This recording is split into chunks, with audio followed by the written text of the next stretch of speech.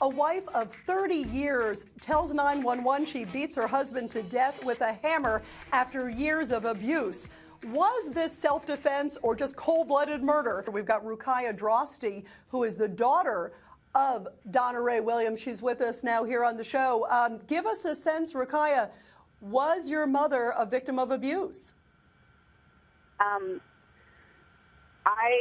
do not believe that my mother was a victim of abuse. No, not in the way that not in the way that people are saying or hinting towards, or not in the way that she claimed she was. Absolutely not. And how do you know that?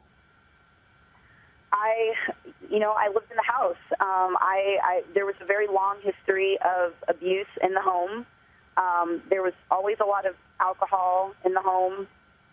But honestly, a lot of the alcohol consumption and overuse and abuse of the alcohol was mainly done by my mom. Her disease in the last few years had progressed to the point where my family and myself had very often spoke of interventions, and my father had even urged her to go to the detox program, which she did enter for 3 days. But then, we kept saying, well, why aren't you going into a 30-day program? She lied and said, oh, well, they didn't say I needed to. I'm going to do like an outpatient program, which she never completed.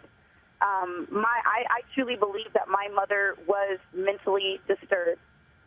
There's no doubt in my mind that she did not have some underlying mental issues that had gone undiagnosed. We had all tried to help my mother so many times. And I'll also tell people that, again, people don't understand. They don't know. They weren't there.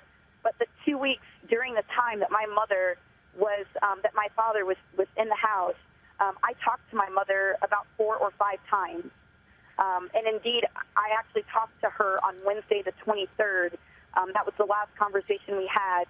I had actually called to talk to my dad, and I, needed to ask him a question about my car. And my mother proceeded to tell me that, they had been out in the yard that day. Everything was totally fine. We were out in the yard. You know how Dad likes to be in the yard. But he ran to the store, and when he gets back, I'll have him call you.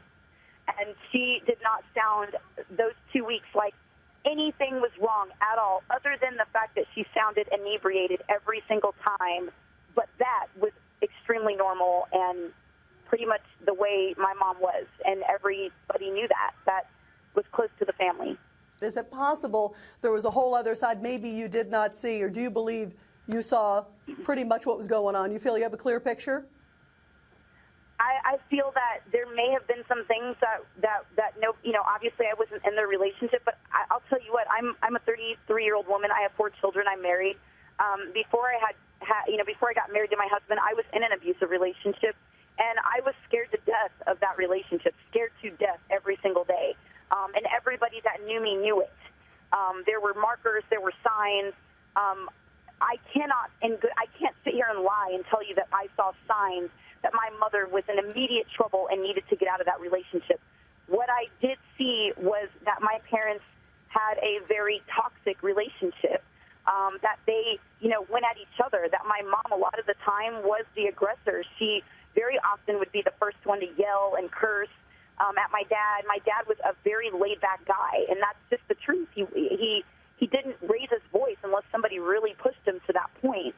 I was witness to arguments where, from the next room where I could hear my mom just yelling and cursing, and my dad very low, in a very low tone saying, Donna, stop. Donna, knock it off. Donna, that's not true, Donna.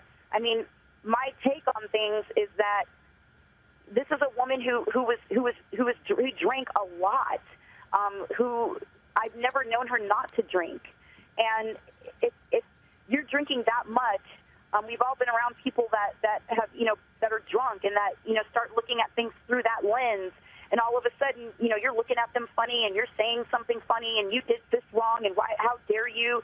That is exactly the way the arguments went between my parents. My dad was always much more level-headed and rational than my mom. Rukiah, it must be heartbreaking for you. I can't even imagine how you feel when you heard the news of what happened, what your mother did to your father. It is absolutely heartbreaking, and I'm devastated. I will never, ever be the same.